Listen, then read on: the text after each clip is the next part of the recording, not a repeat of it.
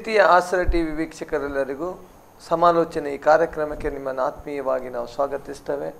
ಪ್ರಿಯ ವೀಕ್ಷಕರೇ, ಈ ಒಂದು ಕಾರ್ಯಕ್ರಮದಲ್ಲಿ ಆದಿಮ ಸಭೆ ಮತ್ತು ಈಗಿನ ಸಭೆಯ ಕುರಿತಾಗಿ ಒಂದು ಬಹಳ ವಿಸ್ತಾರದಿಂದ ನಾವು ನೋಡ್ತಾ ಇದ್ದೇವೆ, ಕಲಿತಾ ಇದ್ದೇವೆ. ಯಾವ ರೀತಿಯಲ್ಲಿ ಆದಿಮ ಸಭೆ ಬೆಳೆದು ಬಂತು, ಇವತ್ತು ಯಾವ ರೀತಿಯಲ್ಲಿ ಆಗ್ತಾ ಇದೆ, ಕೆಲವೊಂದು ಕಾರ್ಯಗಳನ್ನು ನಾವು ನಮ್ಮನ್ನು ಪರೀಕ್ಷಿಸಿಕೊಳ್ಳುವಂಥ ಸಮಯ ಮತ್ತು ಅನೇಕ ವಿಚಾರಗಳಲ್ಲಿ ನಾವು ವಿಚಾರಿಸ್ತಾ ನಾವು ಚರ್ಚೆ ಮಾಡ್ತಾ ಬಂದೆವು. ಇದು ನಮಗೆ ಆಶೀರ್ವಾದವಾಗಿರ್ತದೆ ಎಂಬುದಾಗಿ ನಾನು ನೆನೆಸ್ತೇನೆ. ಈ ಕಾರ್ಯಕ್ರಮ ನೋಡುವಂಥ ಎಲ್ಲ ಆತ್ಮೀಯ ಪ್ರಿಯರಿಗೂ ಮತ್ತೊಂದು ಆವತ್ತಿ ನಾವು ಸ್ವಾಗತ ಮಾಡ್ತೇವೆ. ನಮ್ಮ ಮಧ್ಯದಲ್ಲಿ ಇವತ್ತು ಕೂಡ ಚರ್ಚೆಗೆ ನಮ್ಮ ಮಧ್ಯದಲ್ಲಿ ಪಾಸ್ಟರ್ ವಿಜಯ ಅಬ್ರಾಮ್ ಉಡುಪಿಯಿಂದ ಬಂದಿರ್ತಾರೆ. ಅವ್ರನ್ನ ಈ ಕಾರ್ಯಕ್ರಮಕ್ಕೆ ಆತ್ಮೀಯವಾಗಿ ನಾವು ಸ್ವಾಗತಿಸೋಣ. Pastor price lord. ಈ ಒಂದು ಆದಿ ಸಭೆ ಮತ್ತು ಈಗಿನ ಸಭೆ ಈ ಕಾರ್ಯಕ್ರಮದಲ್ಲಿ ಕಳೆದ ಸಂಚಿಕೆಯಲ್ಲಿ ನಾವು ಸುವಾರ್ತೆಯ ಕುರಿತಾಗಿ ನಾವು ಅನೇಕ ವಿಚಾರ ತಿಳ್ಕೊಂಡೆವು. ಆ ಸುವಾರ್ತೆ ಆಗಿನ ಕಾಲ ಹೇಗಿತ್ತು ಮತ್ತು ಈಗಿನ ಕಾಲದಲ್ಲಿ ಅನೇಕ ವಿಚಾರಗಳನ್ನು ನಾವು ತಿಳ್ಕೊಂಡಿದ್ದೆವು. ಅದನ್ನೇ ನಾವು ಮುಂದುವರಿಸಲಿಕ್ಕೆ ಬಯಸ್ತೇವೆ. ನಮ್ಮದಲ್ಲಿ ಪಾಸ್ಟರ್ ಅವರಿದ್ದಾರೆ, ಅವರ ಬಳಿಯಲ್ಲಿ ನಾವು ವಿಚಾರಿಸಿಕೊಳ್ಳೋಣ. ಪಾಸ್ಟರ್, ಕಳೆದ ಸಂಚಿಕೆಯಲ್ಲಿ ನಾವು ಆದಿ ಸಭೆಯಲ್ಲಿ ಮತ್ತು ಈಗಿನ ಸಭೆಯಲ್ಲಿ ಅದರ ಸುವಾರ್ತೆಯ ಕುರಿತಾಗಿ ನಾವು ವಿಸ್ತಾರವಾಗಿ ನಾವು ನೋಡ್ತಾ ಇದ್ದೇವೆ. ಹೇಗೆ ಸುವಾರ್ತೆ ಒಂದು ಸಭೆಯಲ್ಲಿ ಅಥವಾ ಒಂದು ಪರಿಸರದಲ್ಲಿ ಲೋಕದಲ್ಲಿ ಹರಡಿತ್ತು ಎಂಬುದಾಗಿ ಮತ್ತು ಈಗಿನ ಕುರಿತಾಗಿ ಸ್ವಲ್ಪ ನಾವು ನೋಡಿದೆವು. ಇವತ್ತು ನೀವು ಈ ಸುವಾರ್ತೆ ಕುರಿತಾಗಿ ಏನು ಹೇಳಿಕೆ ಬಯಸ್ತೀರಾ? ನಾವು ಕಳೆದ ಬಾರಿ ಅಥವಾ ಕಳೆದ ಸಂಚಿಕೆಯಲ್ಲಿ ನಾವು ನೋಡುವಾಗ ಅಪೊಸ್ತಲರು ಹೇಳುವಂಥ ಒಂದು ಸ್ಲೋಗನ್ ನಾವು ಈ ರೀತಿಯಾಗಿ ನೋಡಿದ್ದೆವು. ನಾವಂತೂ ಕಂಡು ಕೇಳಿದ್ದನ್ನು ಹೇಳದೆ ಸುಮ್ಮನೆ ಇರಲಾರೆವು. ಅದೇ ಒಂದು ಸ್ಲೋಗನ್ ಆ ಕಾಲದಲ್ಲಿ ಬಂದಂಥ ಎಲ್ಲ ಶಿಷ್ಯರಲ್ಲಿಯೂ, ಎಲ್ಲ ಆ ಶಿಷ್ಯರ ಮೂಲಕ ಸುವಾರ್ತೆ ಕೇಳಿ ಯೇಸುವಿನ ಶಿಷ್ಯರಾದಂಥವರಿಗೂ ಎಲ್ಲರಿಗೂ ಅದೇ ಒಂದು ಸ್ಲೋಗನ್, ಅವರ ಧ್ಯೇಯ ಅಂತ ಹೇಳಲಿಕ್ಕೆ ಆಗ್ತದೆ. ಅಥವಾ ಅವರು ಜೀವನದ ಗುರಿ ಸುವಾರ್ತೆ ಸಾರುವಂಥದ್ದೇ, ಅಥವಾ ರಕ್ಷಣೆ ಹೊಂದಿದ ಪ್ರತಿಯೊಬ್ಬ ದೇವರ ಮಕ್ಕಳ ಗುರಿ ಸುವಾರ್ತೆ ಸಾರುವಂಥದ್ದೇ ಆಗಿತ್ತು. ಆಗ ನಾವು ಮತ್ತೆ ಕೂಡ ದೇವರ ವಾಕ್ಯದಲ್ಲಿ ನೋಡಿದ್ದೆವು, ಚದರಿ ಹೋದವರು ಅಲ್ಲಲ್ಲಿ ಸುವಾರ್ತೆ ಸಾರಿದರು. ಆದರೆ ಹಿಂದೆ ವಾಕ್ಯದಲ್ಲಿ ಬರೆದಿದ್ದುಂಟು, ಅಪೊಸ್ತಲರ ಹೊರತು ಎಲ್ಲರೂ ಚದರಿ ಹೋಗಿದ್ದರು ಅಂತ. ಅಪೊಸ್ತಲರು ಸ್ವಲ್ಪ ದಿನ ಯೆರೂಸಲೇಮಲ್ಲಿ ಉಳಿದುಕೊಂಡಿದ್ದರು, ಅನಂತರ ಅವರು ಕೂಡ ಚದರಿಗೆ ಹೋದರು. ಅದು ನಂತರದ ಕಾಲದಲ್ಲಿ. ಆದರೆ ಅಪೊಸ್ತಲರಲ್ಲದಂಥ ವಿಶ್ವಾಸಿಗಳಾಗಿ ಸಾಧಾರಣವಾಗಿ ಇದ್ದಂಥ ಎಲ್ಲರೂ ಚದರಿ ಹೋದರು. ಹೋದವರು ಅಪೊಸ್ತಲರಲ್ಲ, ಆದರೆ ಅವರು ಎಲ್ಲ ಕಡೆ ಸುವಾರ್ತೆ ಹೇಳಿದರು.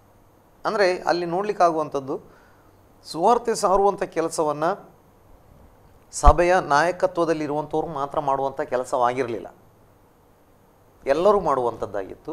ನಾಯಕತ್ವದಲ್ಲಿ ದೇವರು ಏನಿಟ್ಟಿದ್ರು ಅಪೊಸ್ತಲರು, ಅವರು ಬಂದಂಥವ್ರನ್ನ ವಾಕ್ಯದಲ್ಲಿ ಬೆಳೆಸುವ ಕೆಲಸ ಮಾಡ್ತಾಯಿದ್ರು. ಅಂದರೆ ಅದನ್ನೇ ನಾವು ಕಳೆದ ಸಂಚಿಕೆಯಲ್ಲಿ ನೋಡಿದ್ದೆವು. ಕುರಿಗಳು ಮರಿ ಹಾಕ್ತಾ ಇದ್ದವು, ಅವುಗಳನ್ನು ಮೇಯಿಸಿ ಪಾಲನೆ ಮಾಡುವಂಥ ಕೆಲಸವನ್ನು ಕುರುಬರು ಮಾಡ್ತಾಯಿದ್ರು. ಈ ರೀತಿಯ ಒಂದು ಸುವಾರ್ತೆ ಸೇವೆಯನ್ನು ಅವರು ಮಾಡಿದ್ರಿಂದಲೇ ಟ್ರಾನ್ಸ್ಪೋರ್ಟೇಷನ್, ಕಮ್ಯುನಿಕೇಷನ್ ಎಲ್ಲವೂ ತುಂಬ ಹಿಂದಿದ್ದಂಥ ಆ ಕಾಲದಲ್ಲಿ, ಅಥವಾ ಈ ಕಾಲದಲ್ಲಿ ನೋಡುವಂಥ ಯಾವುದೇ ರೀತಿಯ ಟ್ರಾನ್ಸ್ಪೋರ್ಟೇಷನ್ ಸಿಸ್ಟಮ್ಗಳು ಆ ಕಾಲದಲ್ಲಿ ಇರಲಿಲ್ಲ. ಯಾವುದೇ ರೀತಿಯ ಈ ಕಾಲದ ಆಧುನಿಕ ರೀತಿಯ ಕಮ್ಯುನಿಕೇಷನ್ ಸಿಸ್ಟಮ್ಗಳು ಆ ಕಾಲದಲ್ಲಿ ಇರಲಿಲ್ಲ. ಅಂಥ ಕಾಲದಲ್ಲಿ ಸುವಾರ್ತೆಯನ್ನು ಅವರಿಗೆ ಗೊತ್ತಿದ್ದಂಥ ಪ್ರಪಂಚದ ಮೂಲೆ ಮೂಲೆಗೂ ಒಯ್ಯಲಿಕ್ಕೆ ಅವರಿಗೆ ಸಾಧ್ಯವಾಯಿತು. ಕಾಡುಗಳಲ್ಲಿ, ಗುಡ್ಡಗಳಲ್ಲಿ, ಬೆಟ್ಟಗಳಲ್ಲಿ, ಮರುಭೂಮಿಗಳಲ್ಲಿ, ದ್ವೀಪಗಳಲ್ಲಿ ಎಲ್ಲ ಕಡೆಗೆ ಅವರಿಗೆ ಸುವಾರ್ತೆಯನ್ನು ತಲುಪಿಸಲಿಕ್ಕೆ ಸಾಧ್ಯವಾಯಿತು. ಹೋದ ಕಡೆಗಳಲ್ಲೆಲ್ಲ ಅವರು ಸುವಾರ್ತೆಯನ್ನು ಸಾರ್ತಾಯಿದ್ರು.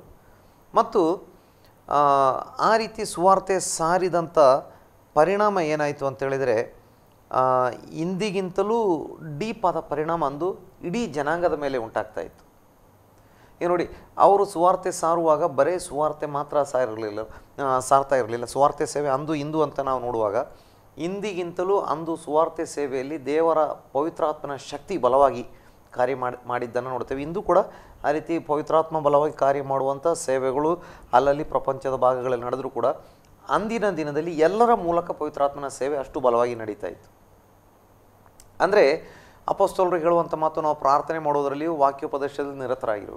ಅಂದರೆ ಅಲ್ಲಿ ನೋಡ್ತಾ ಇದ್ದೇವೆ, ವಾಕ್ಯೋಪದೇಶ ಮಾತ್ರ ಅಲ್ಲ, ಅದರ ಹಿಂದೆ ಒಳ್ಳೆಯ ಪ್ರಾರ್ಥನೆಯ ಜೀವಿತವನ್ನು ಆ ಕಾಲದಲ್ಲಿ ನೋಡ್ತಾ ಇದ್ದೇವೆ. ಇವತ್ತು ವಾಕ್ಯೋಪದೇಶ ಇದ್ದರೂ ಕೂಡ ಅಷ್ಟೊಂದು ಬಲವಾದ ಪ್ರಾರ್ಥನಾ ಜೀವಿತ ಎಲ್ಲ ಕಡೆಗಳಲ್ಲಿ ಎಲ್ಲರಲ್ಲಿಯೂ ಇರಲಿಕ್ಕಿಲ್ಲ ಅಂತಲೇ ಹೇಳಲಿಕ್ಕೆ ಸಾಧ್ಯವಾಗ್ತದೆ. ಪ್ರಾರ್ಥನೆ ಚೆನ್ನಾಗಿ ಮಾಡುವವರು ಇದ್ದಾರೆ, ಖಂಡಿತವಾಗಿ ಇದ್ದಾರೆ. ಆದರೆ ಎಲ್ಲರಲ್ಲಿಯೂ ಆ ಕಾಲದಲ್ಲಿದ್ದ ಹಾಗೆ ಪ್ರಾರ್ಥನಾ ಜೀವಿತ ಇರಲಿಕ್ಕಿಲ್ಲ ಎಂಬುದಾಗಿ ಒಂದು ನಮಗೆ ತಿಳಿದುಕೊಳ್ಳಿಕ್ಕೆ ಅಥವಾ ನಮಗೆ ಭಾವಿಸಲಿಕ್ಕೆ ಆಗ್ತದೆ. ಯಾಕಂತ ಹೇಳಿದರೆ ರಿಸಲ್ಟ್ ಆ ಕಾಲದ ಮಟ್ಟಿಗೆ ಆ ಕಾಲದಲ್ಲಿ ನಡೆದ ಅಂಥ ರಿಸಲ್ಟ್ ಈ ಕಾಲದಲ್ಲಿ ಇಲ್ಲ ಅಂತ ಹೇಳಿದರೆ, ಆ ಕಾಲದಲ್ಲಿ ಮಾಡಿದಷ್ಟು ಪ್ರಾರ್ಥನೆ ಈ ಕಾಲದಲ್ಲಿ ಇರಲಿಕ್ಕಿಲ್ಲ ಅಂತಲೇ ನಾವು ಊಹಿಸ್ಬೋದು. ಒಂದು ಎರಡನೇ ವಿಷಯ ಅಂತ ಹೇಳುವಾಗ, ಆ ಕಾಲದಲ್ಲಿ ಪವಿತ್ರಾತ್ಮನ ಮೂಲಕ ನಡೆಯುವಂಥ ಅದ್ಭುತಗಳು, ಸೂಚಕ ಕಾರ್ಯಗಳು ಈ ಕಾಲಕ್ಕಿಂತಲೂ ಬಹಳ ಬಲವಾಗಿಯೇ ಆ ಕಾಲದಲ್ಲಿ ನಡೆಯಿತು. ಅದರ ಅರ್ಥ ಈ ಕಾಲದಲ್ಲಿ ಮಾಡುವುದಿಲ್ಲ ಅಂತಲ್ಲ, ಈ ಕಾಲದಲ್ಲಿ ಅದಕ್ಕಿಂತಲೂ ಬಹಳಷ್ಟು ಕಡೆ ಒತ್ತು ಕೊಡುವಂಥದ್ದು ಬರೀ ವಾಕ್ಯ ಸಾರಬೇಕು ಅಂತ. ಆ ಕಾಲದಲ್ಲಿ ವಾಕ್ಯ ಸಾರುವಂಥದ್ದು ಮಾತ್ರವಲ್ಲ, ವಾಕ್ಯದೊಂದಿಗೆ ದೇವರಾತ್ಮನ ಶಕ್ತಿಯ ಒಂದು ಪ್ರದರ್ಶನ ಕೂಡ ಬಹಳ ಬಲವಾಗಿ ನಡೀತಾ ಇತ್ತು. ಈಗ ನೋಡಿ, ಎಕ್ಸಾಂಪಲ್, ಪೌಲ ಸುವಾರ್ತೆ ಸಾರ್ತಾ ಇದ್ದಂಥ ಸಮಯದಲ್ಲಿ ಅರೆಸ್ಟ್ ಮಾಡ್ತಾರೆ. ಪೌಲನನ್ನು ಅರೆಸ್ಟ್ ಮಾಡಿದಂಥ ಸಮಯದಲ್ಲಿ ಕೊನೆಗೆ ರೋಮ್ ಪಟ್ಟಣಕ್ಕೆ ಅಪೀಲಿಗಾಗಿ ಹೋಗಬೇಕಾಗ್ತದೆ ಸೀಸರ್ನ ಮುಂದೆ ಹೇಳಲಿಕ್ಕೆ. ಹೋಗುವ ದಾರಿಯಲ್ಲಿ ಅವರ ಹಡಗು ಒಡೆದು ಕೊನೆಗೆ ಅವರು ಈಜಿ ಒಂದು ದಡವನ್ನು ಸೇರ್ತಾರೆ. ಆ ಸ್ಥಳದ ಹೆಸರು ಮೆಲಿತಾ ಅಥವಾ ಇಂಗ್ಲೀಷಲ್ಲಿ ಮಾಲ್ಟಾ ಅಂತ. ಈ ಮೆಲಿತಾ ಎಂಬಂಥ ಒಂದು ದ್ವೀಪಕ್ಕೆ ಸೇರ್ತಾರೆ. ಅಲ್ಲಿ ಅವರು ಸುವಾರ್ತೆ ಕೂಟ ಎಂಬಂಥ ರೀತಿಯಲ್ಲಿ ಸಾರಲಿಲ್ಲ. ಯಾಕಂತೇಳಿದರೆ ಅವರು ಅಲ್ಲಿ ಸುವಾರ್ತೆ ಸಾರಲಿಕ್ಕೆ ಅಂತ ರೀಚ್ ಆದದ್ದಲ್ಲ, ದೇವರ ಒಂದು ಚಿತ್ತದ ಪ್ರಕಾರ ಹಡಗೊಡ್ದು ಅಲ್ಲಿಗೆ ಬಂದಿದ್ದರು. ಆದರೆ ಅಲ್ಲಿ ಕೆಲವೊಂದು ಅದ್ಭುತಗಳು ಅವರ ಮೂಲಕ ನಡೀತು. ಒಂದು ಪೌಲನಿಗೆ ಒಂದು ಹಾವು ಕಚ್ಚಿತ್ತು. ಆ ಹಾವು ಕಚ್ಚಿದರೆ ಖಂಡಿತವಾಗಿ ಸಾಯಬೇಕು, ಅಂಥ ಹಾವು, ವಿಷಭರಿತ ಹಾವು. ಆದರೆ ಪೌಲ ಸಾಯಲಿಲ್ಲ. ಕೊನೆಗೆ ಆ ಹಳ್ಳಿಯ ಎಲ್ಲ ಜನರು ಆತನ ಹತ್ರ ಬಂದು ಪ್ರಾರ್ಥನೆ ಮಾಡಿಸ್ತಾರೆ. ಹಳ್ಳಿಯ ಮುಖ್ಯಸ್ಥ, ಆ ದ್ವೀಪದ ಮುಖ್ಯಸ್ಥ ಇದ್ದ, ಆ ಮುಖ್ಯಸ್ಥನ ತಂದೆಗೆ ರಕ್ತಭೇದಿ ಜ್ವರದಿಂದ ಅವನು ಕಷ್ಟಪಡ್ತಾ ಇದ್ದ, ಆ ಒಂದು ಸಮಸ್ಯೆಯಿಂದ. ಅವನಿಗೋಸ್ಕರ ಪೌಲ ಪ್ರಾರ್ಥನೆ ಮಾಡ್ತಾನೆ. ಹಾಗೆ ಆ ಇಡೀ ಐಲ್ಯಾಂಡ್, ಆ ಒಂದು ದ್ವೀಪದಲ್ಲಿದ್ದಂಥ ಎಲ್ಲರೂ ದೇವರ ಶಕ್ತಿಯನ್ನು ಗ್ರಹಿಸಿಕೊಳ್ತಾರೆ. ಇವತ್ತು ಇದೆ ಮಾಲ್ಟಾ ಅನ್ನುವಂಥ ಆ ಒಂದು ದ್ವೀಪ ಇವತ್ತು ಕೂಡ ಇದೆ. ಆ ದ್ವೀಪದಲ್ಲಿರುವಂಥವರೆಲ್ಲರೂ ಇವತ್ತು ಯೇಸುವನ್ನು ನಂಬಿದವರೇ ಇದ್ದಾರೆ. ಅಲ್ಲಿ ಬೇರೆ ಯಾರೂ ಕೂಡ ಇಲ್ಲ. ಅಂದರೆ ವಾಕ್ಯವನ್ನು ಬಲವಾಗಿ ಸಾರ್ತಾ ಇದ್ದರು, ಅದರ ಹಿಂದೆ ಪ್ರಾರ್ಥನೆ ಚೆನ್ನಾಗಿ ಮಾಡ್ತಾಯಿದ್ರು. ಮತ್ತು ವಾಕ್ಯವನ್ನು ಸಾರುವಾಗ ವಾಕ್ಯದ ಮೂಲಕವಾಗಿಯೇ ಮತ್ತು ಪ್ರಾರ್ಥನೆ ಮೂಲಕವಾಗಿ ಬಲವಾದಂಥ ಅದ್ಭುತಗಳು ಆ ಕಾಲದಲ್ಲಿ ನಡೀತಾ ಇತ್ತು.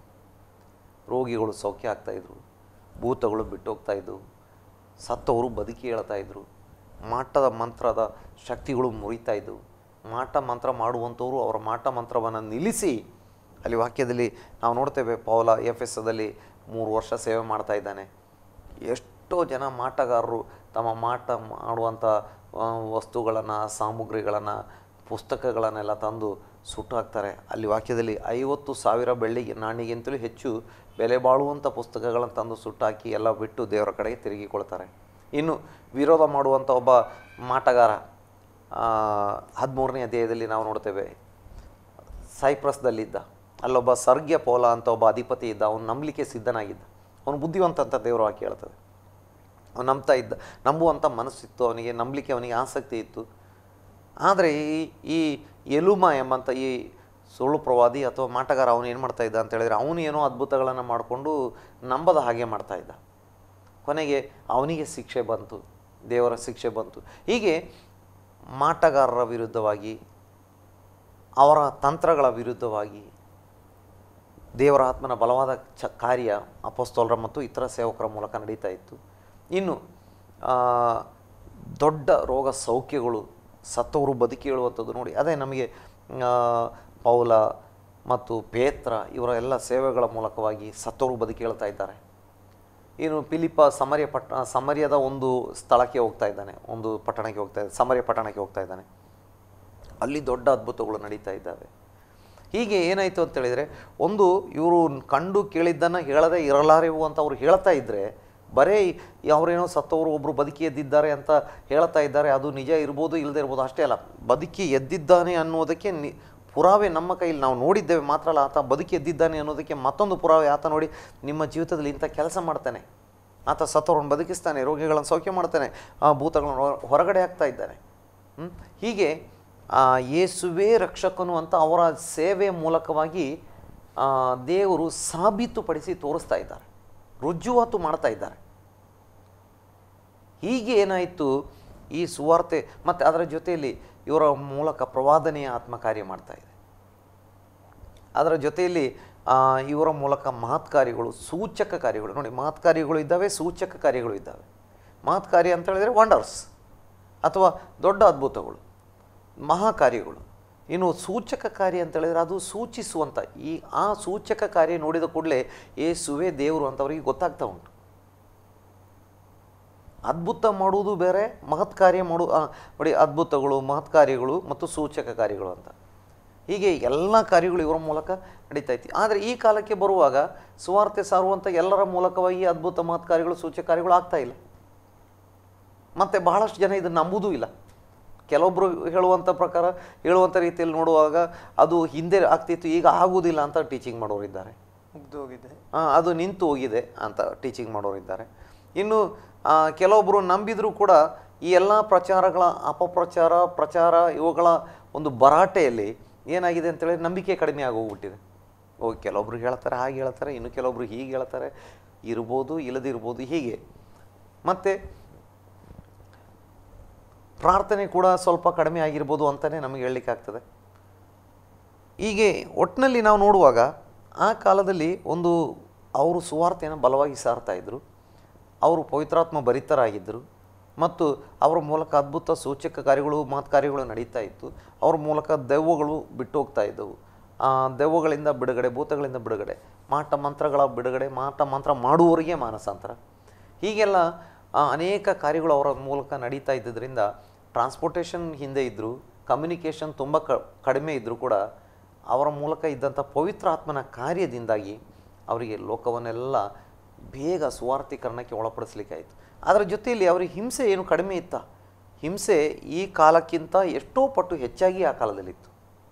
ಅಂಥ ಹಿಂಸೆಯ ಮಧ್ಯದಲ್ಲಿ ಏನಂತ ಹೇಳ್ಬೋದು, ಈ ಸುವಾರ್ತೆ ಅನ್ನುವಂಥದ್ದು ಬೆಂಕಿಯಲ್ಲಿ ಮೊಳೆತು ಬಂದಂಥ ಒಂದು ಗಿಡದ ಹಾಗೆ. ಬೆಂಕಿಯಲ್ಲಿ ಮೊಳೆತು ಬಂದಂಥ ಒಂದು ಮೊಳಕೆ ಹೊಡೆದು ಹುಟ್ಟಿ ಬಂದಂಥ ಗಿಡ ಬಿಸಿಲಿನ ಒಂದು ಧಗೆಗೆ ಅದು ಒಣಗೋದೇ ಇಲ್ಲ, ಹುಟ್ಟಿದ್ದೇ ಬೆಂಕಿಯಲ್ಲಿ. ಹಾಗೆ ಬೆಂಕಿಯ ಕುಂಡದಲ್ಲಿಯೇ ಹುಟ್ಟಿದಂಥ ಒಂದು ಗಿಡದ ಹಾಗೆ ಸಭೆ ಆ ಹಿಂಸೆಗಳ ಮಧ್ಯದಲ್ಲೇ ಅದು ಹುಟ್ಟಿ ಬೆಳೆದು ಮುಂದೆ ಬಂತು. ಅದನ್ನೇ ನಾವು ನೋಡಿ, ಮತ್ತೆ ನಮಗೆ 13ನೇ ಅಧ್ಯಾಯಕ್ಕೆ ಬರುವಾಗ, 12ನೇ ಅಧ್ಯಾಯಕ್ಕೆ ಬರುವಾಗ ಅಲ್ಲಿ ಸಭೆ ಪ್ರಾರ್ಥನೆ ಮಾಡ್ತಾ ಇದ್ದಾರೆ. ಸಭೆಯ ಹಿಂಸಕನಾದಂಥ ಹೆರೋದನಿಗೆ ದೇವರ ಶಿಕ್ಷೆ ಬರ್ತಾ ಇದೆ, ಅವನು ಹುಳ ಬಿದ್ದು ಸತ್ತನು ಅಂತ ದೇವರ ವಾಕ್ಯ ಹೇಳ್ತದೆ. 9ನೇ ಅಧ್ಯಾಯದಲ್ಲಿ ನೋಡುವಾಗ ಒಬ್ಬ ಸುವಾರ್ತೆಯ ವಿರೋಧಿ, ಕಡು ವಿರೋಧಿಯಾಗಿದ್ದಂಥ ಸೌಲನನ್ನು ದೇವರು ಮಾರ್ಪಾಟು ಮಾಡ್ತಾ ಇದ್ದಾರೆ. ಅವನು ಮಾರ್ಪಾಟು ಹೊಂದಿದ ಕೂಡಲೇ ಅವನು ಸುವಾರ್ತಿಕನಾಗಿ ಅವನು ರೂಪಾಂತರ ಹೊಂದ್ತಾ ಇದ್ದಾನೆ. ಅಂದರೆ ಅವನು ಮಾನಸಾಂತರ ಹೊಂದಿ ಯಾವಾಗ 3 ದಿನ ಆದಮೇಲೆ ಅವನ ಕಣ್ಣು ಓಪನ್ ಆಗ್ತದೆ, ಆವತ್ತಿನಿಂದ ಅವನೊಬ್ಬ ಸುವಾರ್ತಿಕನಾಗಿ ಮಾರ್ಪಡ್ತಾ ಇದ್ದಾನೆ. ನಂತರ ಇನ್ನೂ ಬರ್ತೇವೆ, 10ನೇ ಅಧ್ಯಾಯದಲ್ಲಿ ಬರುವ ಕೋರ್ನೆಲ್ಯ, ಅವನಿಗೆ ದೇವದೂತನ ದರ್ಶನ ಸಿಕ್ಕ ಕೂಡಲೇ 100 ಜನರನ್ನು ಅವನು ಕಳಿಸಿ ಮನೆಯಲ್ಲಿ ಇಟ್ಟಿದ್ದಾನೆ ಸುವಾರ್ತೆ ಕೇಳೋದಕ್ಕೋಸ್ಕರ. ಇನ್ನು 13ನೇ ಅಧ್ಯಾಯದಿಂದ ಮುಂದಕ್ಕೆ ಓದುವಾಗ ಅಲ್ಲಿ ಅವರೆಲ್ಲರೂ ಸುವಾರ್ತೆಯನ್ನು ಸಾರಲಿಕ್ಕೆ ಹೋಗ್ತಾ ಇರುವಂಥದ್ದನ್ನು ನೋಡ್ತಾ ಇದ್ದೇವೆ. ಇನ್ನು 16ನೇ ಅಧ್ಯಾಯಕ್ಕೆ ಬರುವಾಗ ಫಿಲಿಪಿ ಪಟ್ಟಣದಲ್ಲಿ, ಯುರೋಪ್ ಖಂಡದಲ್ಲಿ ಒಂದು ಮಾರ್ಗ ತೆರೀತಾ ಉಂಟು. ಅಲ್ಲಿ ಅವರು ಒಂದು ನದಿ ತೀರದಲ್ಲಿ ಅಲ್ಲಿ ಹೋಗಿ ಅವರು ಹೇಗೋ ಹುಡುಕಾಡಿಕೊಂಡು ಕೊನೆಗೆ ಸುವಾರ್ತೆ ಹೇಳ್ತಾ ಇದ್ದಾರೆ. ಹಾಗೆ ಒಂದೊಂದು ಅಧ್ಯಾಯ ಬರುವಾಗ ಎಲ್ಲ ಕಡೆ ಸುವಾರ್ತೆಯನ್ನು ಅವರು ಎಲ್ಲಿ ಅವಕಾಶ ಸಿಗ್ತದೆ ಅಲ್ಲೆಲ್ಲ ಸುವಾರ್ತೆ ಹೇಳ್ತಾ ಇದ್ದಾರೆ. ಇಲ್ಲಿ ಓಡಿಸಿದ ಕೂಡಲೇ ಸುವಾರ್ತೆ ನಿಲ್ಲಿಸಲಿಲ್ಲ, ಅವರು ಮತ್ತೊಂದು ಕಡೆ ಹೋಗಿ ಸುವಾರ್ತೆ ಹೇಳ್ತಾ ಇದ್ದಾರೆ. ಅಲ್ಲಿ ಹೊಡೆದ್ರೆ ತಕ್ಷಣ ಅಲ್ಲಿ ಸುವಾರ್ತೆ ನಿಲ್ಲಿಸಲಿಲ್ಲ, ಅವರು ಮತ್ತೊಂದು ಕಡೆ ಹೋಗಿ ಸುವಾರ್ತೆ ಹೇಳ್ತಾ ಇದ್ದಾರೆ. ಅಲ್ಲಿ ಹಿಂಸೆ ಕೊಟ್ಟರೆ ಅಲ್ಲಿಂದ ಮತ್ತೊಂದು ಕಡೆ ಬಂದು ಸುವಾರ್ತೆ ಹೇಳ್ತಾ ಇದ್ದಾರೆ. ಹಿಂಸೆ ಕೊಟ್ಟರೆ ಅದೇ ಸ್ಥಳಕ್ಕೆ ಕೆಲವು ದಿನಗಳ ನಂತರ ಮತ್ತೆ ಹೋಗ್ತಾ ಇದ್ದಾರೆ, ಮತ್ತೆ ಹೋಗಿ ಸುವಾರ್ತೆ ಹೇಳ್ತಾ ಇದ್ದಾರೆ. ತರ್ಕವಾದಿಗಳ ಹತ್ರ ಸುವಾರ್ತೆ ಹೇಳ್ತಾ ಇದ್ದಾರೆ. ಮತ್ತು ತುರನ್ನನ ತರ್ಕಶಾಲೆಯಲ್ಲಿ ಪ್ರತಿದಿನವೂ ವಾದಿಸಿದನು ಅಂತ ದೇವರು ಹಾಕಿ ಹೇಳ್ತದೆ. ಇನ್ನು ಹೊಸ ಹೊಸ ವಿಚಾರಗಳನ್ನು ಮಂಡನೆ ಮಾಡುವಂಥ ಅರಿಯೋಪಾಗದಲ್ಲಿ ನಿಂತು ತತ್ವಜ್ಞಾನಿಗಳಿಗೆ ಸುವಾರ್ತೆ ಹೇಳ್ತಾ ಇದ್ದಾರೆ. ಹೀಗೆ ಎಲ್ಲ ಕಡೆ ಸುವಾರ್ತೆ. ಇನ್ನು ಅಪೊಸ್ತಲರ ಕೃತ್ಯದ ಕೊನೆಯ ಭಾಗಕ್ಕೆ ಬರುವಾಗ ಪೌಲ ಸೆರೆಮನೆಯಲ್ಲಿದ್ದಾನೆ. ಸೆರೆಮನೆಯಲ್ಲಿ ಇದ್ದಾನೆ ಅಂತ ಹೇಳಿದರೆ ಅದೊಂದು ರೀತಿಯ ಗೃಹ ಬಂಧನ ಅಂತ ಹೇಳಲಿಕ್ಕಾಗ್ತದೆ. ಅವನೇ ಸ್ವಂತ ಬಾಡಿಗೆ ಮಾಡಿಕೊಂಡು ಆ ಮನೆಯಲ್ಲೇ ಇದ್ದಾನೆ. ಆದರೆ ಅದೊಂದು ಬಂಧನದ ರೀತಿಯಲ್ಲಿ ಕೆಲವು ಸಿಪಾಯಿಗಳು ಕಾಯಲಿಕ್ಕೆ ಇದ್ದಾರೆ. ಅಂದರೆ ಅವನು ಇವನಿಗೆ ಸೀಸರ್ನಿಗೆ ಅಪೀಲ್ ಮಾಡಿದ್ದ. ಅಲ್ಲಿ 2 ವರ್ಷ ಪೂರ ಇದ್ದುಕೊಂಡು ತನ್ನ ಬಳಿಗೆ ಬರುವವರೆಗೆ ಅವನು ದೇವರ ರಾಜ್ಯದ ಬಗ್ಗೆ ಧೈರ್ಯವಾಗಿ ಹೇಳ್ತಾ ಬಂದನು ಅಂತ. ನೋಡಿ, ಅಪೊಸ್ತಲ ಕೃತ್ಯ ಎಂಡ್ ಆಗುವಂಥದ್ದೇ ಸುವಾರ್ತೆ ಹೇಳ್ತಾ ಬಂದನು ಅಂತ. ಅಪೊಸ್ತಲ ಕೃತ್ಯ ಒಂದು ಲೆಕ್ಕದಲ್ಲಿ ಎಂಡ್ ಆಗಲೂ ಇಲ್ಲ. ಆ ಪುಸ್ತಕ ಅದಕ್ಕೆ ಒಂದು ಎಂಡ್ ಕೂಡ ಇಲ್ಲ ಎಂಬುದಾಗಿ, ಅಂದರೆ ನಿರಂತರ ಮುಂದುವರಿತಾ ಇದೆ. ಹೀಗೆ ಅಪೊಸ್ತಲ ಕೃತ್ಯದಲ್ಲಿ ಅಥವಾ ಆದಿಮ ಶತಮಾನದಲ್ಲಿ ನಾವು ನೋಡ್ತೇವೆ, ಹಿಂಸೆ ಎಷ್ಟು ಕೊಟ್ಟರೂ ಕೂಡ ಅದಕ್ಕಿಂತಲೂ ಎಷ್ಟೋ ಹೆಚ್ಚು ಅಧಿಕವಾಗಿ ಇವರು ಸುವಾರ್ತೆ ಸಾರ್ತಾನೆ ಬಂದರು. ಹಿಂಸೆ ಕೊಟ್ಟಷ್ಟು ಇವರು ಜಾಸ್ತಿ ಸುವಾರ್ತೆ ಹೇಳಿದರು. ಹಿಂಸೆ ಕೊಟ್ಟಷ್ಟು ಇವರು ಹೆಚ್ಚು ಪ್ರಾರ್ಥನೆ ಮಾಡಿದರು. ಹಿಂಸೆ ಕೊಟ್ಟಷ್ಟು ಅದ್ಭುತಗಳು ಮಹತ್ಕಾರ್ಯಗಳು ಇನ್ನೂ ಹೆಚ್ಚು ನಡೆದವು. ಹಾಗೆ ಆ ಕಾಲದಲ್ಲಿ ಎಲ್ಲ ಕಡೆ ಸುವಾರ್ತೆಯನ್ನು ತಲುಪಿಸಲಿಕ್ಕೆ ಸಾಧ್ಯವಾಯಿತು. ಹಾಗೆ 1, 2, 3ನೇ ಶತಮಾನಗಳು ದಾಟಿ ಹೋದವು. ಆಮೇಲೆ ಇನ್ನೂ ಕೂಡ ಬೇರೆ ಬೇರೆ ಕೆಲವೊಂದು ಭಾಗಗಳಲ್ಲಿ ಸುವಾರ್ತೆ ಬಹಳ ಕಾಲ ಮುಂದುವರಿಯಿತು. ನಂತರ ಕಾಲಕ್ರಮೇಣ ದುರ್ಬೋಧನೆಗಳು, ಸೈತಾನ ಕಾರ್ಯ ಮಾಡಿ ದುರ್ಬೋಧನೆಗಳೆಲ್ಲ ಸಭೆಯಲ್ಲಿ ಬಂದರೂ ಕೂಡ ಸತ್ಯ ಸಭೆ ಅಲ್ಲಲ್ಲಿ ಇತ್ತು ಎಂಬುದಾಗಿ ನಮಗೆ ನೋಡಲಿಕ್ಕೆ ಸಾಧ್ಯವಾಗ್ತದೆ. ಈಗ ನಾವು ಈ 21ನೇ ಶತಮಾನದ ಈಚೆಗೆ ಬರುವಾಗ ನೋಡಿ, 15ನೇ ಶತಮಾನದಿಂದ 16ನೇ ಶತಮಾನದಿಂದ ಈಚೆಗೆ, ಅಂದರೆ ಹೆಚ್ಚು ಕಡಿಮೆ 1000 ವರ್ಷಗಳ ಕಾಲ ಅಂಧಕಾರದ ಯುಗ ಎಂಬುದಾಗಿ ಸೆಕ್ಯುಲರ್ ಹಿಸ್ಟೋರಿಯನ್ಸೇ ಹೇಳ್ತಾರೆ. ಆದರೆ ಯಾವ ಅಂಧಕಾರ? ಅದು ಮೂಲ ಬಂದಿದ್ದು ಅಂತ ಹೇಳಿದರೆ, ಯುರೋಪ್ ಖಂಡದಲ್ಲಿ ಸುವಾರ್ತೆಗೆ ನಾಮಮಾತ್ರ ಸಭೆಗಳಿಂದ ಒಂದು ನಿಷೇಧ ಹೇರಲಾಗಿತ್ತು, ಬೈಬಲಿಗೆ ಮತ್ತು ಸುವಾರ್ತೆಗೆ. ಅದಂದರೆ ಒಂದು ರೀತಿಯ ನಿಷೇಧ. ಅವ್ರು ಹೇಳುವಂಥದ್ದು, ನಾವೇ ಇದನ್ನು ಓದಬೇಕು ಮತ್ತು ಬೇರೆ ಯಾರು ಓದಬಾರ್ದು, ನಾವು ವ್ಯಾಖ್ಯಾನ ಮಾಡಿ ಕೊಡ್ತೇವೆ, ಅದನ್ನೇ ಅರ್ಥ ಮಾಡಬೇಕು, ನೀವೆಲ್ಲ ಅವಿದ್ಯಾವಂತರು, ನೀವು ಬೈಬಲನ್ನು ಓದಿದರೆ ನೀವು ತಪ್ಪಾಗಿ ಗ್ರಹಿಸಿಕೊಳ್ತೀರಿ, ನಾವು ಅದಕ್ಕೆ ಸರಿ ಅರ್ಥ ಮಾಡಿ ಕೊಡ್ತೇವೆ ಅಂತ. ಅಂದರೆ ಬೇರೆ ಯಾರು ಓದಬಾರ್ದು ಅನ್ನೋದಕ್ಕೆ ಅವರು ಒಂದು ರೀತಿಯ ತಂತ್ರವನ್ನು ಮಾಡ್ತಾರೆ. ಹೀಗೆ ಸತ್ಯವೇದ ಜನರ ಬಳಕೆಯಲ್ಲಿ ಜಾಸ್ತಿಯಾಗಿ ಇರಲಿಲ್ಲ. ಸತ್ಯವೇದ ಓದುವಂಥ ಬೋಧನೆ ಮಾಡುವಂಥ ಕಾರ್ಯಗಳು ತುಂಬ ಕಡಿಮೆ ಇತ್ತು. ಅದಕ್ಕೆ ಆ ಒಂದು ಕಾಲವನ್ನು ಅಂಧಕಾರದ ಕಾಲ. ಆದರೆ 16ನೇ ಶತಮಾನದಿಂದ ಈಚೆಗೆ ಏನಾಗ್ತದೆ ಅಂತ ಹೇಳಿದರೆ, ಸುವಾರ್ತೆ ಪುನಃ ದೇವರು ಪ್ರಚಾರವಾಗುವ ಹಾಗೆ ಮತ್ತು ಅದಕ್ಕೋಸ್ಕರ ಅನೇಕ ಸೇವಕರನ್ನು ಎಬ್ಬಿಸ್ತಾನೆ. ಸುವಾರ್ತೆ ನಿಧಾನವಾಗಿ ಪ್ರಚಾರ ಮತ್ತೆ ಪ್ರಾರಂಭವಾಯಿತು. ಒಂದೊಂದೇ ದುರ್ಬೋಧನೆಗಳು ಕಳಚಿ ಹೋಗಲಿಕ್ಕೆ ಶುರುವಾಗಿ ಈಗ 21ನೇ ಶತಮಾನಕ್ಕೆ ಬಂದಿದ್ದೇವೆ. ಇನ್ನೂ ಕೂಡ ಹೇಳಬೇಕು ಅಂತೇಳಿದರೆ, ಆ 1ನೇ ಶತಮಾನದಲ್ಲಿ ಏನಿತ್ತು ಆ ಅನುಭವದ ಮಟ್ಟಿಗೆ ಪೂರ್ತಿಯಾಗಿ ಸಭೆ ಬರಲಿಲ್ಲ ಅಂತಲೇ ಹೇಳಲಿಕ್ಕೆ ಆಗ್ತದೆ. ಎಲ್ಲಲ್ಲಿ ಒಬ್ಬೊಬ್ಬರು ವ್ಯಕ್ತಿಗತವಾಗಿ ಅಥವಾ ವೈಯಕ್ತಿಕವಾಗಿ ಒಬ್ಬೊಬ್ಬರು ಕೆಲವೊಂದು ಸಭೆಗಳು ಬಂದಿದ್ದರೂ ಕೂಡ, ಕೆಲವೊಂದು ಕಡೆ ಇರುವಂಥ ಕೆಲವೊಂದು ಲೋಕಲ್ ಸಭೆಗಳು ವ್ಯಕ್ತಿಗತವಾಗಿ ಅಥವಾ ಸಿಂಗಲ್ ಆಗಿ ಬಂದಿದ್ದರೂ ಕೂಡ ಒಂದು ಯೂನಿವರ್ಸಲ್ ಬಾಡಿ ಆಫ್ ಕ್ರೈಸ್ಟ್ ಅಥವಾ ಸಾರ್ವತ್ರಿಕವಾಗಿ ಇರುವಂಥ ಕ್ರಿಸ್ತನ ಶರೀರ ಎಂಬಂಥ ರೀತಿಯಲ್ಲಿ ಇಡೀ ವಿಶ್ವಾಸಿಗಳ ಸಂಖ್ಯೆ ಆ ರೀತಿ ಪೂರ್ತಿಯಾಗಿ ಬಂದಿಲ್ಲ ಅಂತ ಹೇಳಲಿಕ್ಕೆ ಸಾಧ್ಯವಾಗ್ತದೆ. ಖಂಡಿತ. ಇವತ್ತು ನಾವು ವಿಶ್ವಾಸಿಗಳು ಅನೇಕರಿದ್ದಾರೆ, ನಮ್ಮ ಟಿವಿಯಲ್ಲಿ ವೀಕ್ಷಕರು ನೋಡ್ತಾ ಇದ್ದಾರೆ. ಇವತ್ತು ನಮ್ಮ ಪ್ರತಿಯೊಬ್ಬರ ಕರ್ತವ್ಯ ಆಗಿರ್ತದಲ್ಲ ಸುವಾರ್ತೆ ಸಾರುವಂಥದ್ದು. ಇವತ್ತು ನೀವು ಹೇಳಿದಾಗೆ 15ನೇ ಶತಮಾನದಿಂದ ಅಂದರೆ 15ನೇ ಶತಮಾನದವರೆಗೆ ಒಂದು ಅಂಧಕಾರದ ಒಂದು ಕಾಲಘಟ್ಟ ಆಯ್ತು. ಅಂದರೆ ಸುವಾರ್ತೆಯಲ್ಲಿ ಸಹ ಇಲ್ಲ, ಬಹಳ ತಣ್ಣಗಿನ ಅನುಭವ. ಆದರೆ ಮುಂದಕ್ಕೆ ಬಂದಾಗ ಪವಿತ್ರಾತ್ಮನು ಪುನಃ ಸುವಾರ್ತೆಯ ಚಾಲನೆ ಪುನಃ ಪ್ರಾರಂಭವಾಯಿತು. ಆದರೆ ಈಗ 21ನೇ ಶತಮಾನದಲ್ಲಿರುವಂಥ ನಾವು ಇವತ್ತು ಸುವಾರ್ತೆ ಸಾರಬೇಕಾಗಿದೆ ಅಲ್ವ? ಖಂಡಿತವಾಗಿ. ಅದನ್ನೇ ನಾವು ನೋಡಿ, ಯೇಸು ಸ್ವಾಮಿ ಸಭೆಯ ಒಳಗಡೆ ಕೆಲವೊಂದು ಸ್ಪೆಷಲ್ ಆದಂಥ ಪೋಸ್ಟ್ ಅದಂತ ಹೇಳಿದರೆ, ಅದು ಹೆಚ್ಚು ಸಂಬಳ ಸಿಗುವಂಥ ದೊಡ್ಡ ಸ್ಥಾನ, ಅಧಿಕಾರ ನಡೆಸುವಂಥ ಪೋಸ್ಟ್ ಅಂತಲ್ಲ. ಕೆಲವೊಬ್ಬರನ್ನ ಅಪೊಸ್ತಲ, ಕೆಲವೊಬ್ಬರನ್ನ ಪ್ರವಾದಿ, ಕೆಲವೊಬ್ಬರನ್ನ ಸುವಾರ್ತೆ, ಕೆಲವೊಬ್ಬರನ್ನ ಪಾಸ್ಟ್ರಿ, ಕೆಲವೊಬ್ಬರನ್ನ ಬೋಧಕರಾಗಿ ಈ ರೀತಿಯಾಗಿ ಇಟ್ಟಿದ್ದಾರೆ ಅಂತ ದೇವರ ವಾಕ್ಯ ಹೇಳಿದ್ರು ಕೂಡ, ಸುವಾರ್ತೆ ಹೇಳುವಂಥ ಕೆಲಸನ ಎಲ್ಲರೂ ಮಾಡಬೇಕು. ಅದಕ್ಕೋಸ್ಕರ ಇಂಥವ್ರನ್ನ ಅಂತ ಇಡಲಿಲ್ಲ. ಖಂಡಿತ. ದೂರ ಹೋಗಿ ಸುವಾರ್ತೆ ಹೇಳಲಿಕ್ಕೆ ಆ ವರ ಇದ್ದವನು ಇದ್ದಾನೆ. ಯಾರು? ಸುವಾರ್ತಿಕ ಅಂತ. ದೂರ ಅವನು ನೋಡಿ, ಸುವಾರ್ತಿಕನಾದ ಫಿಲಿಪ್ಪ ಅಂತ. ಚದುರಿಯೋದವರು ಅಲ್ಲಲ್ಲಿ ಸುವಾರ್ತೆ ಹೇಳಿದರು. ಅವರು ಸುವಾರ್ತಿಕ ಅಂತ ಟೈಟಲ್ ಅವರಿಗಿಲ್ಲ, ಆದರೆ ಅವರು ಸುವಾರ್ತೆ ಹೇಳಿದರು. ಆದರೆ ಸುವಾರ್ತಿಕ ಅಂತ ಒಂದು ಸ್ಪೆಷಲ್ ವರ ಇದೆ. ಅವನು ಸ್ವಲ್ಪ ದೂರ ಹೋಗಿ ಹೇಳ್ತಾ ಇದ್ದಾನೆ. ಟಫ್ ಸಿಟಿಗೆ ಹೋಗ್ತಾ ಇದ್ದಾನೆ ಅವನು. ಸಮರಿ ಸಿಟಿ, ಯಹೂದ್ಯರನ್ನು ಸಮರಿ ಸಿಟಿಗೆ ತಗೊಳ್ಳೋದೇ ಇಲ್ಲ. ನೋಡಿ, ಯೇಸು ಸ್ವಾಮಿನೇ ಒಂದ್ಸಲ ಸಮರ್ಯದವರ ಒಂದು ಊರಿನ ಮೂಲಕ ಹೋಗುವಾಗ ಅವನು ಯಹೂದ್ಯನು ಅಂತ ತಿಳಿದುಕೊಂಡಿದ್ದರಿಂದ ಆ ಊರಿಗೆ ತಗೊಳ್ಳೇ ಇಲ್ಲ ಅಂತ ದೇವರ ವಾಕ್ಯ ಹೇಳ್ತದೆ. ಇಬ್ಬರು ಶಿಷ್ಯರಿಗೆ ಸಿಟ್ಟು ಬರ್ತದೆ. ಅವಾಗ ಸ್ವಾಮಿ ಆಕಾಶದಿಂದ ಏಲಿಯನ್ನು ಮಾಡಿದಾಗೆ ಆಕಾಶದಿಂದ ಬೆಂಕಿ ಬಿದ್ದು ಅವ್ರನ್ನ ದಹಿಸಿ ಬಿಡಲಿ ಅಂತ ಹೇಳಲಿಕ್ಕೆ ನಿನ್ನ ಮನಸ್ಸು ಉಂಟು. ಫುಟ್ ನೋಟ್ಸಲ್ಲಿ ಕೊಟ್ಟಿದ್ದಾರೆ. ಯೇಸು ಸ್ವಾಮಿ ಅವ್ರನ್ನ ಗದರಿಸ್ತಾರೆ. ಅಂದರೆ ಯೇಸು ಸ್ವಾಮಿಯನ್ನೇ ಒಂದು ಸಮರ್ಯದ ಸಿಟಿಗೆ ತೊಗೊಂಡಿರಲಿಲ್ಲ ಯಹೂದ್ಯರು ಅಂತ ಹೇಳಿದ್ರೆ ಅವ್ರಿಗೆ ಇಷ್ಟ ಇಲ್ಲ. ಅದರ ಹೆಡ್ ಕ್ವಾರ್ಟರ್ಸಿಗೆ ಇವನು ಹೋಗಿದ್ದಾನೆ. ಯಾರು? ಫಿಲಿಪ. ಯಹೂದ್ಯರನ್ನು ಭಾಳಷ್ಟು ಹೇಟ್ ಮಾಡುವಂಥ ಹೆಡ್ ಕ್ವಾರ್ಟರ್ಸಿಗೆ ಯಹೂದ್ಯನಾಗಿದ್ದಂಥ ಈ ಫಿಲಿಪ್ಪ ಹೋಗಿ ಸುವಾರ್ತೆ ಹೇಳ್ತಾ ಇದ್ದಾನೆ. ಅವನಿಗೆ ಸುವಾರ್ತಿಕ ವರ ಇತ್ತು. ಹಾಗೆ ಕೆಲವೊಬ್ಬರಿಗೆ ಸ್ಪೆಷಲ್ ಸೇವೆಗೋಸ್ಕರ ವರ ಇದ್ದರೂ ಕೂಡ ಸುವಾರ್ತೆ ಹೇಳಲಿಕ್ಕೆ ಅವರೇ ಹೇಳಲಿ ಅಂತ ವರ ಕೊಟ್ಟು ಒಬ್ಬರಿಗೆ ಇಡಲಿಲ್ಲ. ಸುವಾರ್ತೆ ಎಲ್ಲರೂ ಹೇಳಬೇಕು. ಆವಾಗ ಏನಾಗ್ತದೆ ನೋಡಿ, ಹಳೆ ಒಡಂಬಡಿಕೆಯಲ್ಲಿ ಒಂದು ಸ್ತ್ರೀ, ಒಂದು ಚಿಕ್ಕ ಹುಡುಗಿ ಸುವಾರ್ತೆ ಹೇಳ್ತಾಳೆ. ಯಾರು? ನಾಮಾನನ ಮನೆಯಲ್ಲಿದ್ದಂಥ ಆ ಕೆಲಸದ ಹುಡುಗಿ. ಅವಳು ಹೇಳಿದ ಸುವಾರ್ತೆ ಇಷ್ಟೇ. ನಮ್ಮ ಯಜಮಾನ ಏನಾದರೂ ಆ ಒಂದು ಸಮಾರ್ಯದಲ್ಲಿದ್ದಂಥ ಆ ಪ್ರವಾದಿ ಬಳಿ ಇದ್ದರೆ ಅವನಿಗೆ ಯಾವಾಗಲೇ ವಾಸಿ ಮಾಡಿಬಿಡ್ತಿದ್ದ. ಆ್ಯಕ್ಚುಲಿ ಯಾವತ್ತು ಅವಳು ಸಮಾರ್ಯದಲ್ಲಿ ಆ ದೇಶದಲ್ಲಿ ಇದ್ದ ಕಾಲದಲ್ಲಿ ಒಬ್ಬ ಕುಷ್ಠರೋಗಿ ಕೂಡ ವಾಸಿಯಾಗಿರಲಿಲ್ಲ. ಆದರೆ ಅವಳಿಗೆ ನಂಬಿಕೆ ಇತ್ತು, ನನ್ನ ದೇವರು ವಾಸಿ ಮಾಡುವನು, ನನ್ನ ದೇವರು ಆ ಪ್ರವಾದಿ ಮೂಲಕ ದೊಡ್ಡ ಕಾರ್ಯಗಳನ್ನು ಮಾಡಲಿಕ್ಕೆ ಆಗ್ತದೆ. ಸ್ವಾಮಿ ಭೂಮಿ ಬಂದಾಗ ಹೇಳಿದ್ದಾರೆ, ನಾಮಾನನ ಕಾಲದಲ್ಲಿ ಎಷ್ಟೋ ಜನ, ಏಲಿಷನ ಕಾಲದಲ್ಲಿ ಎಷ್ಟು ಜನ ಕುಷ್ಠರೋಗಿಗಳು ಇಸ್ರಾಯೇಲ್ ದೇಶದಲ್ಲಿದ್ದರು, ಒಬ್ಬನಿಗೆ ವಾಸಿ ಆಗಲಿಲ್ಲ, ನಾಮಾನನಿಗೆ ಮಾತ್ರ ಆಯಿತು ಅಂತ. ಅಂದರೆ ಅದು ಆ ಚಿಕ್ಕ ಹುಡುಗಿಯ ನಂಬಿಕೆ.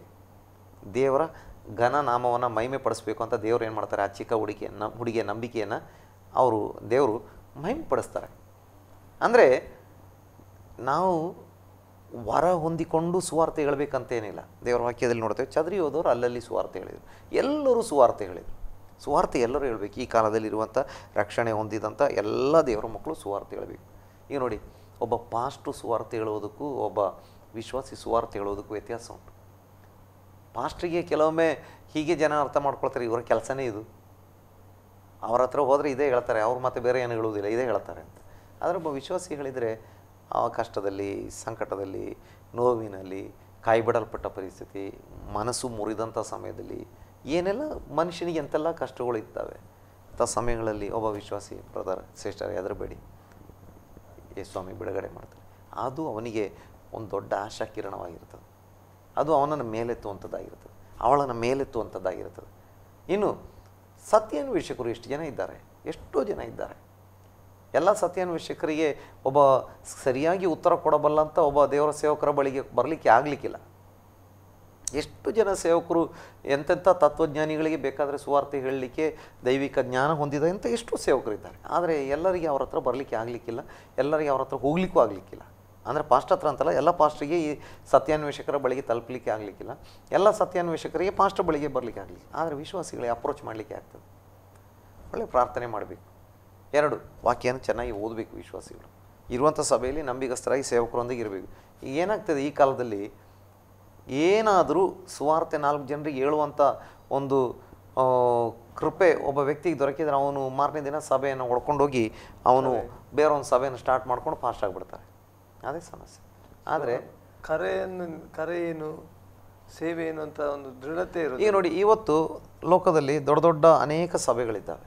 ಎಷ್ಟು 50 ಲಕ್ಷ, 40 ಲಕ್ಷ ಸೇರುವಂಥ, 10 ಲಕ್ಷ ಸೇರುವಂಥ, 5 ಲಕ್ಷ ಸೇರುವಂಥ, 1 ಲಕ್ಷ ಸೇರುವಂಥ, 50,000 ಸೇರುವಂಥ, 10,000, 5,000, 500 ಈ ರೀತಿಯೆಲ್ಲ ಸೇರುವಂಥ ಸಭೆಗಳು ಎಷ್ಟೋ ಸಭೆಗಳಿದ್ದಾವೆ ಲೋಕದಲ್ಲಿ. ಅಷ್ಟು ಸಭೆಗಳಿರುವ ಅದರಲ್ಲಿ ಬೆಳೆಯುವಂಥ ಎಲ್ಲ ಸಭೆಗಳಲ್ಲಿ ವಿಶ್ವಾಸಿಗಳೇ ಜಾಸ್ತಿಯಾಗಿ ಸುವಾರ್ತೆ ಹೇಳುವಂಥವ್ರು. ಅವರು ಸುವಾರ್ತೆಗಳಿಗೆ ಬನ್ನಿ ಪ್ರಾರ್ಥನೆ ಹೋಗೋಣ, ಹಾಗೆ ಅವರು ಬರ್ತಾರೆ. ಅವರಿಗೆ ಬಂದ ಕೂಡಲೇ ಅಲ್ಲಿ ದೇವರ ವಾಕ್ಯೋಪದೇಶ ಸಿಗ್ತದೆ. ಪಾಸ್ಟ್ ಏನು ಮಾಡ್ತಾ ಇರ್ತಾರೆ, ಪಾಸ್ಟು ಪ್ರಾರ್ಥನೆ ಮಾಡ್ತಾ ವಾಕ್ಯ ಧ್ಯಾನಿಸ್ತಾ, ವಾಕ್ಯ ಓದ್ತಾ, ವಾಕ್ಯ ಕಲಿತಾ ಇರ್ತಾರೆ. ಬಂದಂಥವ್ರಿಗೆ ಕೊಡ್ತಕ್ಕಂಥ ವಾಕ್ಯವನ್ನು ದೇವರಿಂದ ಹೊಂದ್ಕೊಂಡಿರ್ತಾರೆ. ಇದೇ ವಾಕ್ಯವನ್ನು ದೇವರ ಮೂಲಕ ಈ ವಾಕ್ಯ ಹೊಂದ್ಕೊಳ್ಬೇಕು. ಈ ವಾಕ್ಯ ನೇರವಾಗಿ ನಮ್ಮ ಬೈಬಲ್ನಿಂದ ಹೊಂದಿಕೊಳ್ಳೋದು. ಈ ವಾಕ್ಯ ಅಲ್ಲಿ ಹೋಗಿ ಅಲ್ಲಿಂದ ನಾವು ಹೊಂದ್ಕೊಳ್ಬೇಕು, ಹೊಂದಿಕೊಂಡು ಜನರಿಗೆ ಕೊಡಬೇಕು. ಅದನ್ನು ಮಾಡಲಿಕ್ಕೆ ಪಾಸ್ಟ್ರಿಗೆ ಅವಕಾಶ ಸಿಗಬೇಕು ಅಂತೇಳಿದರೆ ವಿಶ್ವಾಸಿ ಏನಾಗಬೇಕು, ಸುವಾರ್ತೆ ಹೇಳುವಂಥ ವ್ಯಕ್ತಿ ಆಗಬೇಕು. ವಿಶ್ವಾಸಿ ಸುವಾರ್ತೆ ಹೇಳುವಂಥ ವ್ಯಕ್ತಿ ಆಗುವಾಗ ಪಾಸ್ಟ್ರಿಗೆ ಆರಾಮಾಗಿ ದೇವರ ಸನ್ನಿಧಿಯಲ್ಲಿ ದಿವಸಗಟ್ಟಲೆ ಬೇಕಾದರೂ ಕೂತ್ಕೊಂಡು ಪ್ರಾರ್ಥನೆ ಮಾಡಲಿಕ್ಕೆ, ವಾಕ್ಯ ಓದಲಿಕ್ಕೆ ಆಗ್ತದೆ. ಎಲ್ಲ ಕೆಲಸ, ಪ್ರತಿಯೊಂದು ವಿಶ್ವಾಸಿಯ ಪ್ರತಿಯೊಂದು ಕೆಲಸ, ಸಣ್ಣ ಪುಟ್ಟ ದೊಡ್ಡ ಯಾವ ವ್ಯತ್ಯಾಸ, ಎಲ್ಲ ಕೆಲಸನ ಪಾಸ್ಟೇ ಮಾಡಬೇಕು. ಈ ಕಾಲದಲ್ಲಿ ಪಾಸ್ಟಿಗೆ ಒಂದು 5 ನಿಮಿಷ ಕೂತ್ಕೊಂಡು ಪ್ರಾರ್ಥನೆ ಮಾಡಲಿಕ್ಕೆ ಟೈಮ್ ಸಿಗಲ್ಲ, ವಾಕ್ಯ ಓದಲಿಕ್ಕೆ ಟೈಮ್ ಸಿಗಲ್ಲ. ಪ್ರತಿಯೊಂದು ಈಗ ಕೆಲವೊಂದು ಕಡೆ ಏನಾಗ್ತದೆ, ಸಂಡೇ ಊಟ ಕೊಡುವಂಥ ಒಂದು ಕಾರ್ಯಕ್ರಮ ಇರ್ತದೆ. ಆರಾಧನೆ ಮುಗಿದ್ಮೇಲೆ ಪಾಸ್ಟು ಬೆಳಿಗ್ಗೆ 4 ಗಂಟೆಗೆ ಎದ್ದು ಅಡುಗೆ ಮಾಡಬೇಕು. ಪಾಸ್ಟ್ ಹೆಂಡತಿ 10 ಗಂಟೆವರೆಗೆ ಅಡುಗೆ ಮಾಡಿ, ಅನ್ನ ಮಾಡಿ, ಸಾರು ಮಾಡಿ, ಅದು 1-2 ಸಾರು ಮಾಡಿ, ಅದು ಮಾಡಿ, ಇದು ಮಾಡಿ, ಎಲ್ಲ ಮಾಡಿದ ಕೂಡಲೇ ಸ್ನಾನ ಮಾಡಲಿಕ್ಕೆ ಟೈಮ್ ಇಲ್ಲ ಆರಾಧನೆ ಕೂತ್ಕೊಳ್ಳಿಕ್ಕೆ. ಆ ಗೊಡಬಡಿಯಲ್ಲಿ ಸ್ನಾನ ಮಾಡಿ ಓಡಿ ಬಂದು ಆರಾಧನೆ ಕೂತ್ಕೊಳ್ಬೇಕು. ಆದರೆ ವಿಶ್ವಾಸಿಗಳು ಇಂಥ ಕಾರ್ಯಗಳನ್ನು ಕೂಡ ವಹಿಸ್ಕೊಳ್ಬೇಕು. ಪಾಸ್ಟಿಗೆ ಬೆಳಿಗ್ಗೆ ಎದ್ದು 1 ಗಂಟೆ, 2 ಗಂಟೆ, 3 ಗಂಟೆ ಪ್ರೇಯರ್ ಮಾಡಲಿಕ್ಕೆ ಆಗ್ತದೆ, ವಾಕ್ಯ ಓದಲಿಕ್ಕೆ ಆಗ್ತದೆ. ಆನಂತರ ಸ್ನಾನ ಮಾಡ್ಕೊಂಡು ಬಂದು ಆರಾಧನೆಯಲ್ಲಿ ಆವಾಗ ದೇವರು ನಡೆಸಿದ್ದನ್ನು ಅವರಿಗೆ ಧೈರ್ಯವಾಗಿ ಹೇಳಲಿಕ್ಕೆ ಅವರಿಗೆ ಸಿಗ್ತದೆ. ಹೀಗೆ ನಾನು ಹೇಳಿದ ವಿಷಯ ಇಷ್ಟೇ. ವಿಶ್ವಾಸಿಗಳು ಸೇವೆ ಮಾಡಲಿಕ್ಕೂ ಸುವಾರ್ತೆ ಹೇಳಲಿಕ್ಕೂ ದೇವರ ಸೇವಕರೊಂದಿಗೆ ಹೆಗಲು ಕೊಡಲಿಕ್ಕೆ ಸಿದ್ಧರಾಗಬೇಕು. ಕಷ್ಟ ಬಂದಾಗಲೂ ಅಷ್ಟೇ ಪೆಟ್ಟು ತಿನ್ನಲಿಕ್ಕೂ ಸಿದ್ಧರಾಗಬೇಕು. ಈ ಕಾಲದಲ್ಲಿ ಏನಾಗ್ತದೆ, ಅದೇ ನಾನು ಅಡುಗೆ ಮಾಡುವಂಥ ವಿಷಯ ಫಾಸ್ಟಿಗೆ ಬಿಟ್ಟಂಗೆ ಅಪೊಸ್ತಲರು ಹೇಳಿದ್ರು, ಅಡುಗೆ ಮಾಡ್ಲಿಕ್ಕೆ ನಮಗೆ ಟೈಮ್ ಇಲ್ಲ, ಬಡಿಸ್ಲಿಕ್ಕೂ ಟೈಮ್ ಇಲ್ಲ, ನಾವು ಪ್ರಾರ್ಥನೆ ಮಾಡಬೇಕು, ವಾಕ್ಯೋಪದೇಶ ಮಾಡಬೇಕು. ಆ ಕಾಲದ ವಿಶ್ವಾಸಿಗಳು ಒಪ್ಕೊಂಡ್ರು.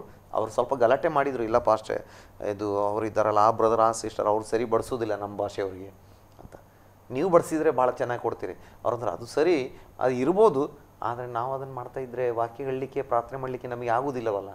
ಅದಕ್ಕೆ ನೀವು 7 ಜನರನ್ನ ಆರಿಸ್ಕೊಳ್ರಿ. ಓಕೆ ಒಪ್ಕೊಂಡ್ರು, ಅದು ಸರ್ವಸಮ್ಮತ ಆಯಿತು, ಏನು ತೊಂದರೆ ಆಗಲಿಲ್ಲ. ಈ ಕಾಲದಲ್ಲಿ ಆವತ್ತು ಅಪೊಸ್ತಲರು ಮಾಡದೇ ಇದ್ದ ಕೆಲಸ ಇವತ್ತು ಪಾಸ್ಟರ್ ಮಾಡಬೇಕು.